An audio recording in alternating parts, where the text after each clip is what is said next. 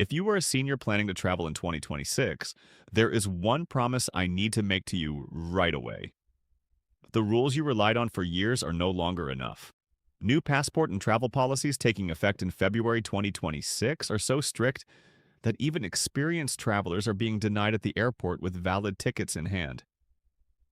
Imagine arriving at security early, bags packed, family waiting on the other side, only to be told you cannot board because of a rule you never knew existed.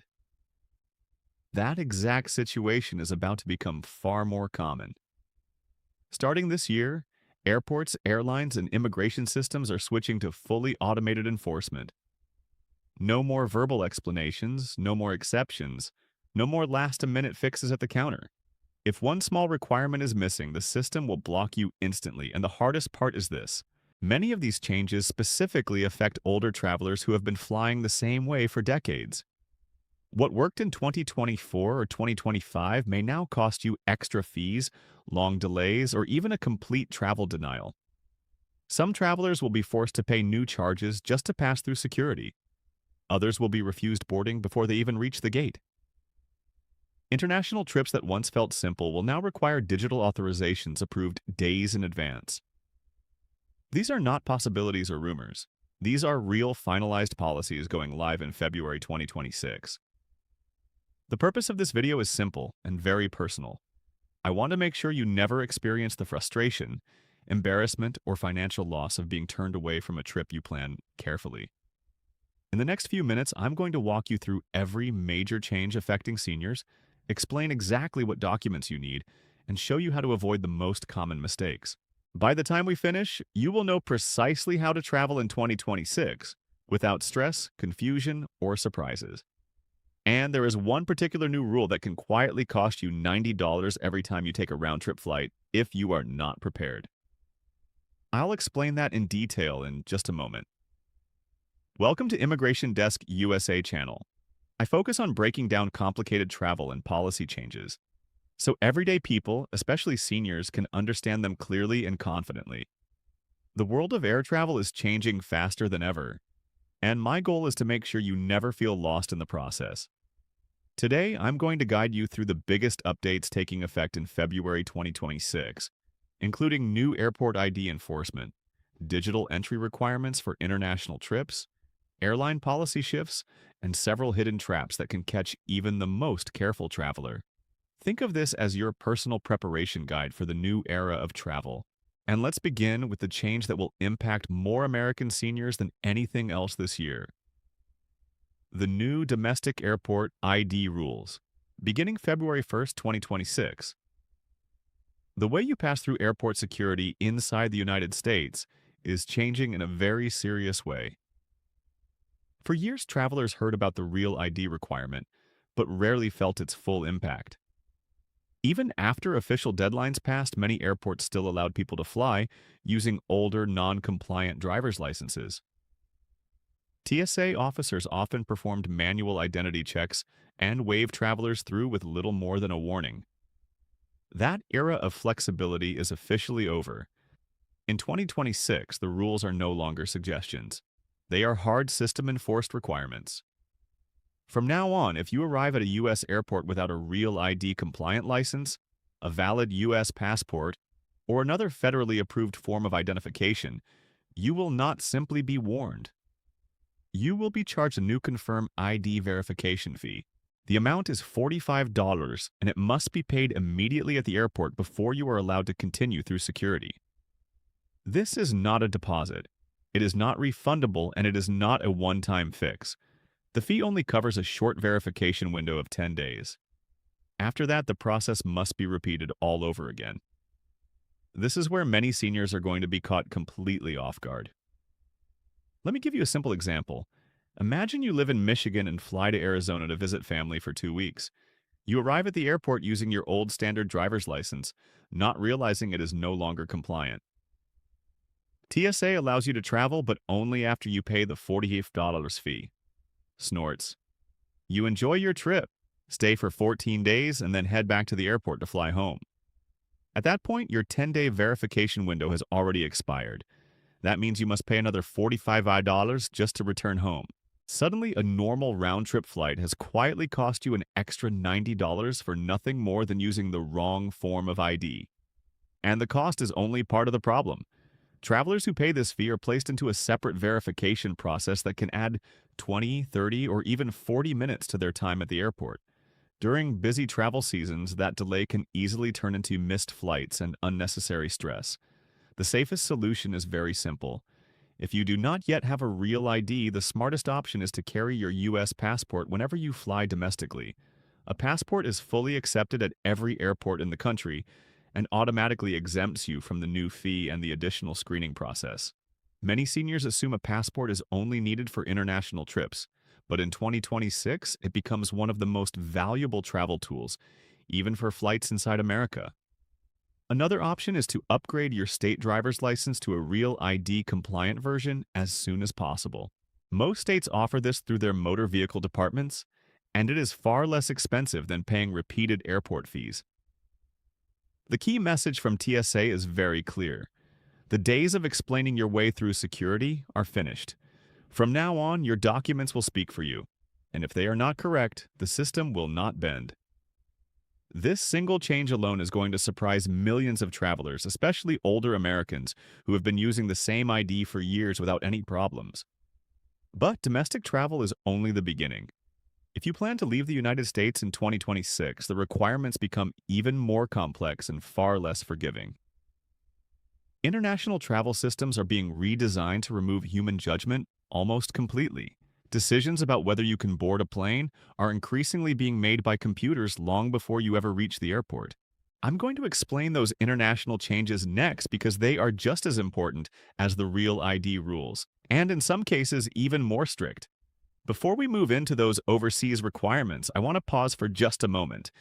If what you're hearing right now is helping you understand these new travel rules more clearly, consider subscribing to stay connected for future updates like this.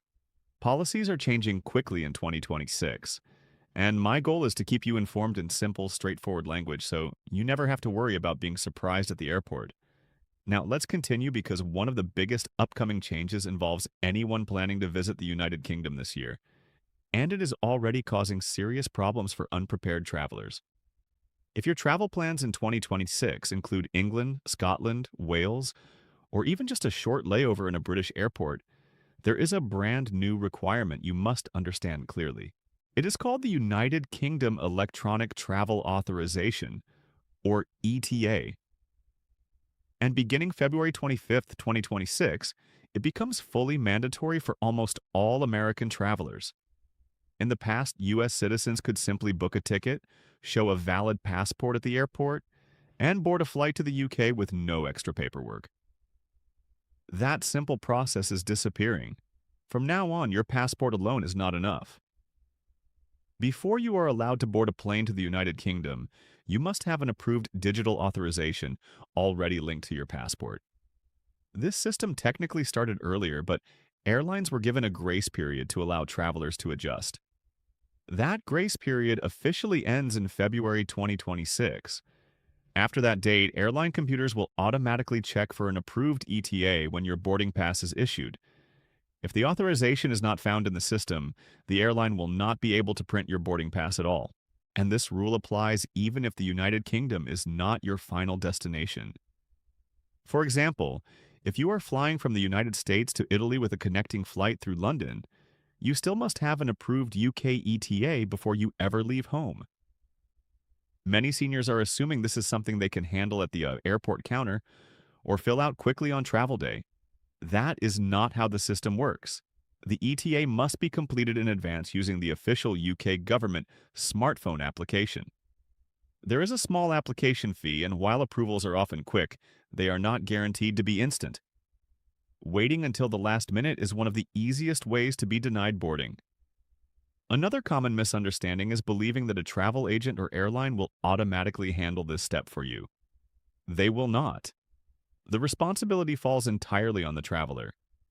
This is a perfect example of how 2026 travel is shifting from human flexibility to strict digital compliance.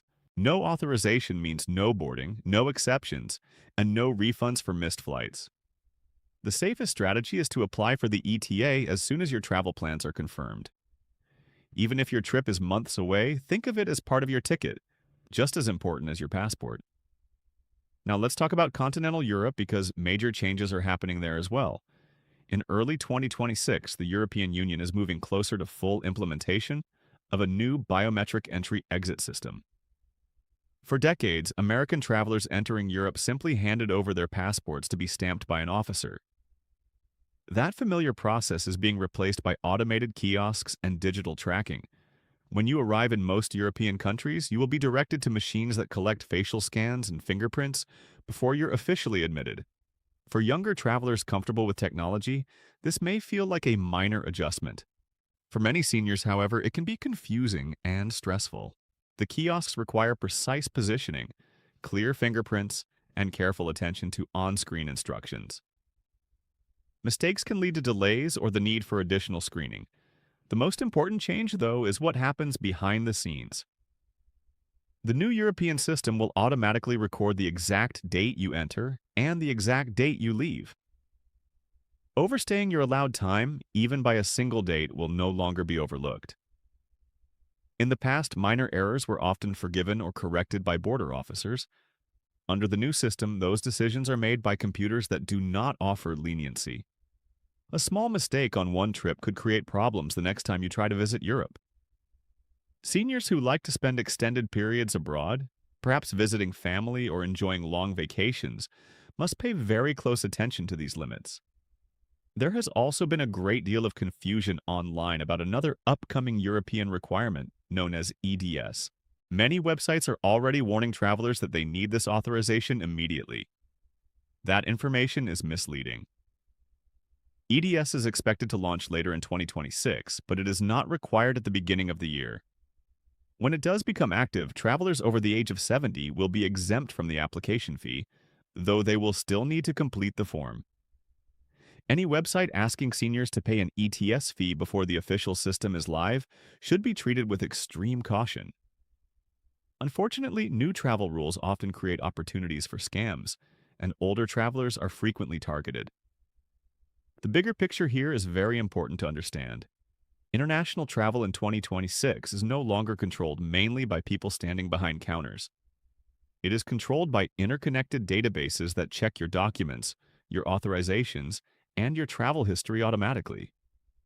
By the time you reach the airport, the decision about whether you can fly has often already been made. Preparation must happen days or even weeks in advance. Showing up early and hoping for the best is no longer a reliable strategy. And while these international systems are changing rapidly, airlines themselves are also introducing major new policies this year that directly affect how seniors book seats, travel with mobility devices, and even receive refunds. Those airline changes are just as important as passport rules, and they are coming up next. Beyond passports and border controls, 2026 is also bringing some of the biggest airline policy changes in decades, and several of them directly affect senior travelers. One of the most noticeable shifts is happening with Southwest Airlines, a carrier many older Americans have trusted for years because of its simple and flexible system. For decades, Southwest was famous for its open seating policy. Passengers checked in early, boarded in groups, and chose any available seat. That familiar routine officially ends on January 27, 2026.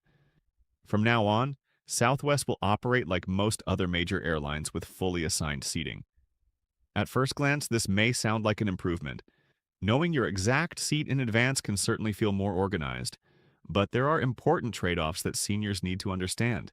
Under the new system, premium seats near the front of the plane and seats with extra legroom will come with additional charges for older travelers who prefer sitting closer to the door to reduce walking distances. This change can quietly increase the cost of every trip. What used to be available simply by checking in early will now require paying extra. Families traveling together may also find it more expensive to sit side by side.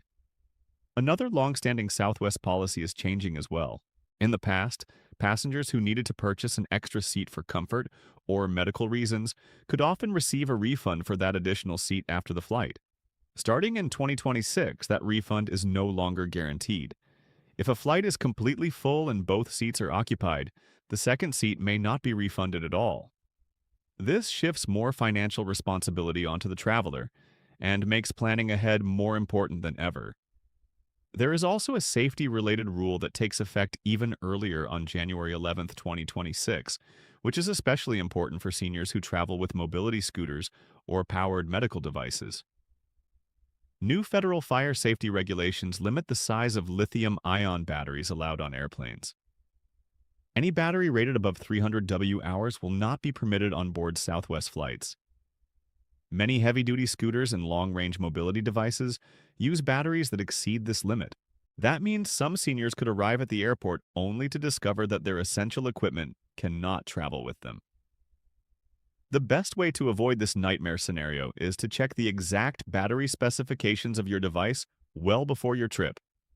And if necessary, contact the manufacturer about travel-approved alternatives.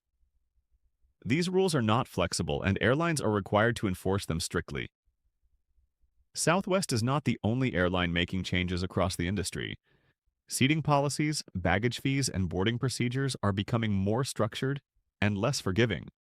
The general trend is very clear. Airlines are moving away from simple customer-friendly flexibility and towards systems that rely on advanced planning, digital compliance, and detailed rules. For travelers who stay informed and prepare early, flying can still be smooth and predictable. But for those relying on old habits and last-minute adjustments, 2026 could feel like a very expensive wake-up call. Now, after hearing about so many new restrictions, you might be wondering whether any of these changes actually benefit travelers. The good news is that 2026 is not only about tougher rules, it also brings some of the strongest passenger protections the United States has ever seen, especially when flights are delayed or plans fall apart. New federal regulations becoming fully enforceable this year require airlines to issue automatic cash refunds in situations where travelers previously had little power. If a domestic flight is delayed by 3 hours or more and you decide not to travel, the airline must now offer you a full refund to your original form of payment. For international flights, that threshold is 6 hours. In the past, airlines often pressured passengers to accept travel vouchers or credits instead of real money. Under the new rules, that practice is no longer allowed unless you specifically agree to it. If your plans are disrupted and you choose not to fly, you have the legal right to get your money back quickly and without complicated paperwork. This is a major improvement for seniors who travel on fixed budgets and cannot afford to have hundreds or thousands of dollars tied up in airline credits. There are also new protections for passengers with disabilities and mobility needs. If an airline changes aircraft and the replacement plane no longer meets your accessibility requirements, such as lacking an accessible restroom or appropriate seating, that change alone can qualify you for a refund, even if the flight is technically on time. These rules finally give older and disabled travelers real control and dignity when problems occur. Another positive development involves passport processing. The U.S. State Department is expanding its online passport renewal system in 2026. Eligible travelers will be able to renew their passports entirely online, using digital photos and electronic payment without visiting a post office or mailing physical documents. This will make renewals faster and easier for many seniors. However, it is important to remember that this option only applies to standard renewals. First-time applicants and people whose passports have been expired for long periods will still need to complete the traditional in-person process. And regardless of how you renew, one rule remains absolutely critical. Many countries require your passport to be valid for at least 6 months beyond your travel date. Even if your passport has not technically expired, you can still be denied entry overseas if it does not meet that requirement. So, while 2026 introduces stricter enforcement in many areas, it also offers new rights and conveniences that travelers did not have before. The key is understanding both sides of the equation: tougher systems on one hand, stronger protections on the other. In the next part of this guide, I'm going to bring everything together with a simple, practical checklist designed specifically for seniors so you can travel this year with total confidence and zero surprises. Before we move into the final practical steps, let me pause for just a brief moment. If this information is helping you feel more prepared and less anxious about traveling in 2026, consider staying connected so you never miss important updates like these. Many of these rules continue to evolve throughout the year, and my goal is to keep explaining them in a simple, senior-friendly way. Sharing this kind of knowledge with friends or family who travel can also save someone you care about from a stressful or expensive mistake. Now, let's bring everything you've learned so far into a clear, easy to follow plan. With so many new policies arriving at the same time, the smartest way to protect yourself is to think in terms of a personal travel checklist. Preparation in 2026 is not about luck or hoping things work out. It is about making sure every small detail is handled before you ever leave home. The first and most important step is to confirm your identification.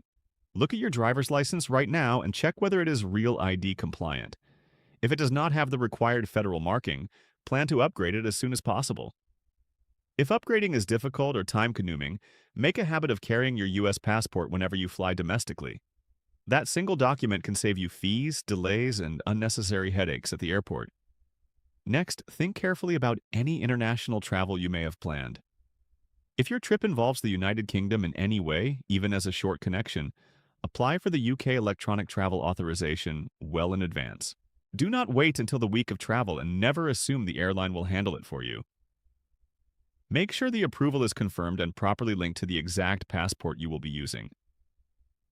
For trips to Europe, keep close track of how long you are allowed to stay and mark those dates on a calendar. The new biometric systems will not forgive accidental overstays, so plan your return flights carefully and leave a small buffer whenever possible. Airline policies should also be reviewed before every trip. If you fly Southwest Airlines, remember that the open seating system is gone. Check seat options at the time of booking and decide whether paying for a preferred location makes sense for your comfort and mobility needs. If you require an additional seat for medical reasons, understand that refunds are no longer guaranteed and budget accordingly. Seniors who travel with mobility scooters, wheelchairs, or other powered devices should verify battery limits long before arriving at the airport. Look up the WOWR rating of your equipment and contact the airline if you have any doubts. A few minutes of research at home can prevent a heartbreaking situation at check-in. It is also wise to stay organized with your important documents. Keep printed copies of reservations, authorizations, and travel insurance information, even if everything is stored digitally on your phone. Technology can fail, and having physical backups gives you confidence and control. Arrive at the airport earlier than you used to, especially during the first months of these new rules. Extra time is one of the simplest ways to reduce stress in an environment that is becoming more automated and less flexible. Finally, stay aware of your rights as a passenger. If a flight is